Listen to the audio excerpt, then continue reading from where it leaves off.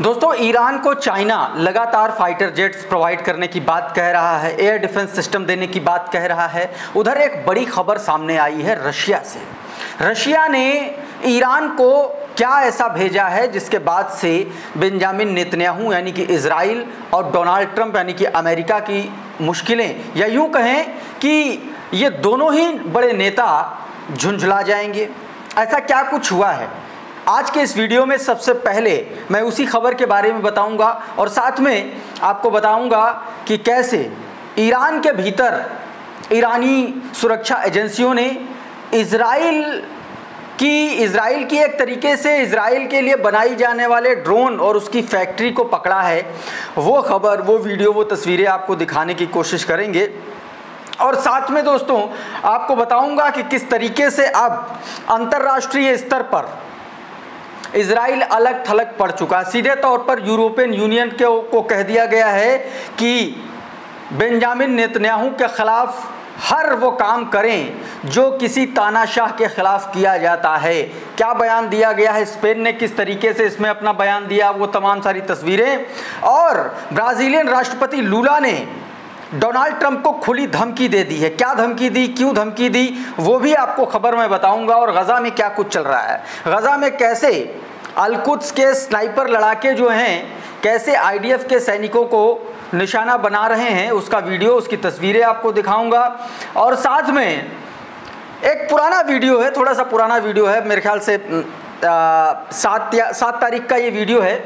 और उस वीडियो में आपको मैं एक चीज़ बहुत इंपॉर्टेंट दिखाऊंगा कि किस तरीके से एक इजरायली सैनिक पर भारी पड़े हमास के फाइटर, हमास के लड़ाके, वो तस्वीरें भी दिखाऊंगा। लेबनान में कैसे गिराया गया इजरायली ड्रोन, वो भी तस्वीरें सामने आई, उस खबर के बारे में बताऊंगा। बहुत सारी ऐसी स्टोरीज़ हैं जो आपको आज के इस वीडियो में बताने जा रहा हूं। लेकिन सबसे पहले ये ज़रा खबर देखिए ज़रा। करंट रिपोर्ट ने एक खबर जारी की जिसमें सीधे तौर पर लिखा गया, Russian ल्यूजन 276 heavy cargo plane has landed in Tehran, Iran. The aircraft is designed to transport heavy machinery and weapon. सीधे तौर पर दोस्तों इस खबर में सीधे तौर पर यह बताया गया है कि एक रशियन कार्गो, और वो ऐसा कार्गो जो सीधे तौर पर युद्ध सामग्री के लिए बनाया गया, डिज़ाइन किया गया, वो तेहरान यानी कि ईरान की राजधानी तेहरान में लैंड किया है, उतरा है दोस्तों। अब सवाल ये है कि ये कार्गो क्यों उतरा है, क्या इसमें कोई बड़े वॉर वेपन रशिया की तरफ से ईरान को भेजे गए हैं? क्योंकि दोस्तों ये जो रूसी कार्गो प्लेन है ये सीधे तौर पर मतलब इसमें मिसाइल है, मिसाइल सिस्टम है, या हथियार जो होते, बड़े हथियार जो युद्धक हथियार होते, टैंक्स, रॉकेट सिस्टम, रडार और जो बड़े बड़े सामान होते हैं जो ऐसे नहीं लाए जाते, उसमें उस प्लेन में ये सारे सामान लाए जाते हैं। ऐसे में जब ईरान का मामला इजराइल और अमेरिका के साथ ज़बरदस्त टेंशन का चल रहा है और रशिया सीधे तौर पर ईरान के साथ कंधे से कंधा मिला करके खड़ा हुआ है, और इस वक्त में एक मिलिट्री कार्गो प्लेन आना अपने आप में कई बड़े संकेत देता है दोस्तों। इससे पहले मैं आपको बताऊं कि इजराइल के बेन गुरियन एयरपोर्ट पर अमेरिकी कार्गो उतरा था और उसमें भी ये दावा किया गया था कि बहुत सारे हथियार, बहुत सारे औजार उतारे गए हैं, और ख़ास तौर पर एयर डिफेंस सिस्टम जिसको ईरानी मिसाइलों ने ध्वस्त कर दिया था, उसको एक तरीके से अमेरिका ने फिर से इजराइल को भेजा था। तो कुल मिलाकर के दोनों देश ये जान रहे हैं, समझ रहे हैं कि हमला किधर से भी कोई भी कभी भी कर सकता है। ऐसे में दोनों ही देश एकदम तैयार बैठे हैं और उधर से रशिया लगातार ईरान को सपोर्ट कर रहा है। चाइना ने सीधे तौर पर JC-10 फाइटर जेट्स दिए हैं, एयर डिफेंस सिस्टम की एक तरीके से बताया जा रहा है, वो पेशकश कर रहा है। तो कुल मिलाकर के चाइना और रशिया सीधे तौर पर ईरान के साथ खड़े हुए हैं। उधर दोस्तों ईरान ने ईरान में जो है एक बड़ी कार्रवाई की है, बड़ा एक्शन अंजाम दिया। ये वीडियो ज़रा देखिए। इस वीडियो में आप देखिए, ये वो ड्रोन फैक्ट्री है जो इजरायली ड्रोन फैक्ट्री है जिसको ईरानियन सुरक्षा गार्ड्स ने इसको पकड़ा है, और इसमें बहुत सारी ऐसी चीज़ें हैं जिसको बरामद किया है दोस्तों।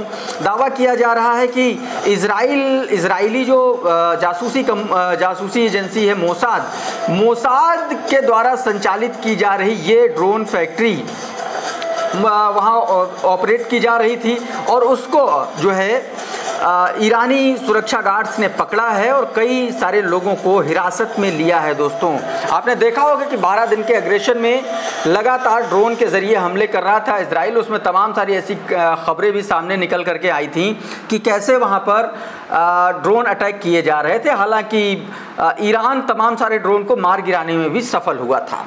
उधर दोस्तों बीते दिन जो मैंने आपको एक खबर बताई थी कि किस तरीके से अमेरिका के जो कतर एयरबेस पर ईरान ने ईरानी मिसाइलों ने हमला किया था, उसका कम्युनिकेशन एंटीना को ध्वस्त कर दिया था और उसकी सैटेलाइट तस्वीरें भी सामने आई थी। अब पहली बार दोस्तों अमेरिका ने यह माना है कि हाँ, ईरानी मिसाइलों के हमले में ये एंटीना, ये जो तस्वीर देख रहे हैं वही कम्युनिकेशन एंटीना है जिसको ईरानी मिसाइलों ने ध्वस्त किया था।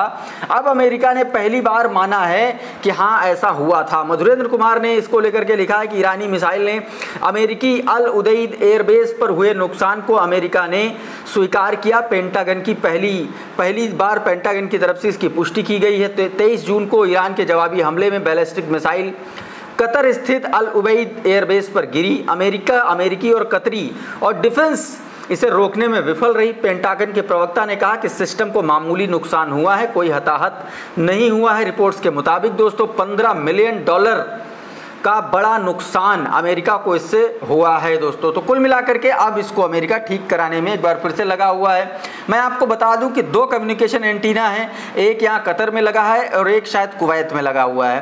तो एक को उसने पूरा ध्वस्त कर दिया था ईरान ने। उधर खबर आ रही है स्पेन से दोस्तों। स्पेन के प्रधानमंत्री ने सीधे तौर पर यूरोपियन यूनियन से कह दिया है कि जो भी चीज़ें सीधे तौर पर इजराइल के साथ जो भी साझेदारी चल रही है उसको तत्काल प्रभाव से निलंबित कर दिया जाए, क्योंकि उन्होंने सीधे तौर पर कहा है कि इस सदी के सबसे बड़े नरसंहार को लेकर के हम चुप नहीं रह सकते और ना ही हम राजनीति कर सकते हैं। क्या कुछ कहा है उन्होंने, करंट रिपोर्ट ने यह बाकायदा उनका बयान प्रकाशित किया है और उसने सीधे तौर पर कहा गया कि we urge the European Union to immediately suspend its partnership with Israel. We cannot partners in the largest genocide of this century by staying silent and playing politics. उन्होंने कहा कि हम चुप रह करके राजनीति नहीं खेल सकते, हम उसके खिलाफ ज़रूर बोलेंगे जो इस सदी का सबसे बड़ा नरसंहारक है। इस तरीके से दोस्तों ये उपाधि उपमा देने की कोशिश की गई है। उधर ट्रंप भी तमतमाया हुआ दोस्तों। बीते दिनों ट्रंप ने कई सारे देशों पर, ख़ास तौर पर ब्रिक्स के जो देश हैं, चाहे वो ब्राज़ील की बात कर लें, रशिया की बात कर लें, इंडिया की बात कर लें, तमाम सारे ऐसे देश हैं जो ब्रिक्स में हैं और ऐसे 40 ऐसे देश हैं जो ब्रिक्स ज्वाइन करना चाहते हैं, उनकी लिस्ट है बाकायदा। ऐसे में ट्रंप जो है तमतमाया हुआ है और तमतमाए ट्रंप ने सीधे तौर पर टैरिफ बढ़ाने का ऐलान कर दिया था। ऐसे में ब्राज़ीलियन राष्ट्रपति दोस्तों लूला ने सीधे तौर पर चेतावनी देते हुए, हिदायत देते हुए ट्रंप से कहा है कि US threatening the world on social media is not responsible. सीधे तौर पर कहा गया है कि जो अमेरिका सोशल मीडिया पर पूरी दुनिया को धमकाने की कोशिश कर रहा है वो जिम्मेदारी भरा बयान, जिम्मेदारी भरा कदम नहीं हो सकता। The world has changed, we are sovereign nation not subject of an emperor, if he impose tariff other can too. सीधे तौर पर कहा कि दुनिया बदल चुकी है, धमकाते हुए सीधा ट्रंप को कहा कि दुनिया बदल चुकी है और हम संप्रभु देश हैं, हम सब संप्रभु राष्ट्र हैं और ये किसी तानाशाह के अंडर में काम करने जैसा मामला नहीं हो सकता। अगर तुम हम पर टैरिफ लगाओगे तो हम भी आप पर टैरिफ लगा देंगे। सीधे तौर पर लूला ने धमका दिया ट्रंप को। उधर दोस्तों एक वीडियो सामने आया है गज़ा से दोस्तों, गज़ा से ये वीडियो सामने आया है। अल-तुराफ से, गज़ा सिटी का जो अल-तुराफ एरिया वहाँ से सामने आया। देखिए इस वीडियो में आप देखिए कि इस तरफ से अल-कुद्स के लड़ाके जो हैं, जो स्नाइपर हैं, वो निशाना लगा रहे हैं और सामने आप देखिए ये जो रेड एरो आपको दिख रहा है, यहाँ पर इजरायली आईडीएफ के लोग बैठे हुए हैं और इधर से इसने ये निशाना लगाता है और उधर जो है आईडीएफ का जो जवान होता है वो ढेर हो जाता है, मौके पर ही ढेर हो जाता है। वेलफेयर एनालिसिस ने सीधे तौर पर लिखा, Al-Quds brigade release footage of sniping and Israeli soldiers on Jabal al Sawarani east of Al-Turaf in Gaza city 2 days ago। 2 दिन पहले की ये तस्वीर है दोस्तों, मैं फिर से बता रहा हूँ 2 दिन पहले की तस्वीर है। लेकिन विजुअल इसका सामने आया है, तो इसलिए ये बताने की कोशिश की गई और इस हमले में बताया जा रहा है कि एक ज़ायनिस्ट सोल्जर जो है वो मारा गया।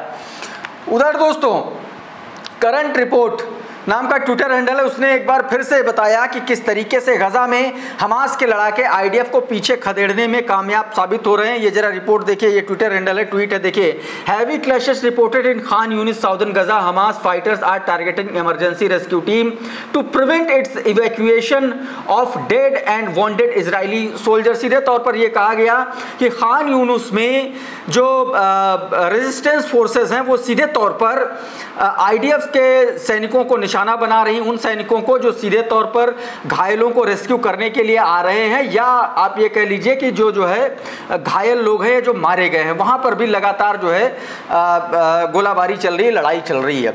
उधर एक वीडियो दोस्तों सामने आया है, ये वीडियो बहुत लंबा है, लगभग 4 मिनट का वीडियो है, लेकिन 4 मिनट के वीडियो में लगभग 3 मिनट के आसपास से लेकर के कुछ सेकंड का अगर आप वीडियो इसमें देखेंगे, आप तस्वीरों पे आप देख रहे होंगे कि किस तरीके से यहाँ पर हमास के जो फाइटर्स हैं उन्होंने लगभग एक आईडीएफ के सैनिक को पकड़ लिया था, लेकिन फिर उसको जो है मारना पड़ा, उन्होंने सीधे तौर पर उसको गोली मारी। तो इन तस्वीरों में आप साफ तौर पर देख सकते हैं दोस्तों, कुल मिलाकर के गजा में दोनों तरफ से लगातार गोलीबारी चल रही है। उधर दक्षिणी लेबनान में इजराइल का एक ड्रोन गिरा है, ये तस्वीर देखिए, ये उसी ड्रोन की तस्वीरें हैं। इजराइल का ये ड्रोन जो है दक्षिणी लेबनान में क्रैश हुआ है। हालांकि अभी इसको लेकर के कोई ऐसी रिपोर्ट नहीं है कि ये ड्रोन गिराया गया है या अपने आप गिरा है या कोई इस पर टेक्निकल खराबी है, लेकिन कुल मिलाकर के एक ड्रोन का नुकसान इजराइल को यहाँ पर होता हुआ नजर आ रहा है। उधर दोस्तों यमन में हुतीज ने सीधे तौर पर कह दिया है कि रेड सी में किसी भी कीमत पर किसी भी इजरायली एक्टिविटी को बर्दाश्त नहीं किया जाएगा, या इजराइल से संबंध रखने वाले किसी भी एक्टिविटी या किसी भी शिप को बर्दाश्त नहीं किया जाएगा, सीधे तौर पर कह दिया है दोस्तों। इसमें सीधे तौर पर कहा गया कि Zionist release ships are denied passage in the Red Sea and Arab seas, please comply with the orders of the Yemeni arm force as your own risk. सीधे तौर पर कहा कि अगर आप आ रहे हैं तो अपने रिस्क पर आएंगे, क्योंकि किसी भी अरब सागर में और लाल सागर में किसी भी इजरायली शिप को पैसेज नहीं दिया जाएगा। ये बात दोस्तों साफ तौर पर कह दी गई है। उधर यमनी हमले और हूतियों की वजह से परेशान नेतन्याहू अब ट्रंप के पास पहुंचा ये कहता हुआ नजर आ रहा है, वो ये करने की कोशिश कर रहा है कि एक बार फिर से यमन में हुतीस पर हमला किया जाए। क्या कुछ कहा गया है, करंट रिपोर्ट ने जारी किया, दोनों की फोटो लगाते हुए कहा, Israel has requested to United State to renew its attack on the Houthis in Yemen. सीधे तौर पर यूएस से ये रिक्वेस्ट की है बेंजामिन नेतन्याहू ने कि एक बार फिर से हुतीज पर अटैक करने की जरूरत है। हुतीज have significantly disrupted Israel Red Sea access, increasing shipping cost and port closure and the posing economic challenges। सीधे तौर पर आपको पता है कि हूतीज की वजह से इजराइल को कितना ज़बरदस्त नुकसान हुआ है। जो शिप है डुबोए जा रहे हो तो डुबोए जा रहे हैं, उसको अपना जो इजराइल पहुंचने वाला जो माल है वो लंबी दूरी से लेके जाना पड़ रहा है। ऐसे में आर्थिक कमर टूट रही है लगातार इजराइल की। दोस्तों एक और तस्वीर इजराइल के सामने आई दोस्तों, ये देखिए, ये ट्वीट सामने आया है दोस्तों। इजराइल के जो रक्षा मंत्री हैं योआव गैलांत, उन्होंने ये ट्वीट किया दोस्तों, देखिए, आफ्टर रफा बेत हनून नो शेल्टर फॉर टेरर, यानी कि सीधे तौर पर इसमें यह बताने की कोशिश की गई है कि गजा में सीज फायर का कोई मूड इस जायनिस्ट रिजीम का नहीं है अभी, और कत्लो गारत मचाने के मूड में कम से कम इसके इस ट्वीट से ये समझ में आ रहा है। ना सिर्फ इसके संकेत, बल्कि इजरायली हयोम जो इजराइल का अपना अखबार है उसकी तस्वीर देखिए, उसमें सीधे तौर पर यह बात लिखी गई है। देखिए इसमें लिखा गया कि those outside this zones will later be identify at Hamas terrorist providing legal justification for their elimination. सीधे तौर पर कहा गया कि भैया हमारी कोई गारंटी नहीं होगी, यानी कि एक तरीके से गजा के लोगों को एकदम पूरी तरीके से ख़त्म करने का प्लान कर लिया गया। ये देखिए तस्वीरें, देखिए एक और तस्वीर देखिए, ये गजा की तस्वीर है, ये मोबिलाइजेशन हो रहा है दोस्तों। वहाँ पर यह दावा किया गया है कि टेररिस्ट हैं, हमास के लड़ाके हैं, और इसलिए जो है दावा वहाँ पर लोगों को बाहर निकाला है इजरायली आर्म्स फोर्सेस ने। मिडिल ईस्ट ऑब्जर्वर में ये वीडियो जारी किया जिसमें लिखा गया West Bank the mobilization of the resident of Shinji eastern form of the neighbouring towns during the search for the second martyred Mohammad Awad के search operation में who was martyred after losing track of his forearms while confronting settlers attack. सीधे तौर पर कहा गया कि settlers attack में घंटों तक जिन्होंने लड़ाई लड़ी और उसके सर्च ऑपरेशन के दौरान लोगों के घरों को खाली कराया गया। ये वो तस्वीरें दोस्तों बताने की कोशिश कर रही हैं दोस्तों। उधर दोस्तों एक और बड़ी खबर, ईरान और इजराइल और गजा से अलग हट करके एक ये वीडियो देखे जरा। ये सीरिया के ओलेपो एयरपोर्ट के पास एक ज़बरदस्त विस्फोट हुआ है। ये उस विस्फोट की तस्वीरें आप अपनी स्क्रीन पर देखिए। उत्तरी सीरिया के पूर्व एयर डिफेंस बेस पर यह भीषण विस्फोट हुआ है, जिसमें बेस के आसपास नैरब जिले में भारी तबाही की तस्वीरें दोस्तों सामने आई हैं, ऐसा दावा किया जा रहा है। अधिकारियों की माने तो ये धमाका लूटपाट के दौरान हुआ है या किसी आतंकी हमले से जुड़ा नहीं है। कुल मिलाकर के ये एक बड़ी खबर है। बहुत बहुत शुक्रिया दोस्तों। इस वीडियो में फिलहाल इतना ही। बहुत बहुत धन्यवाद।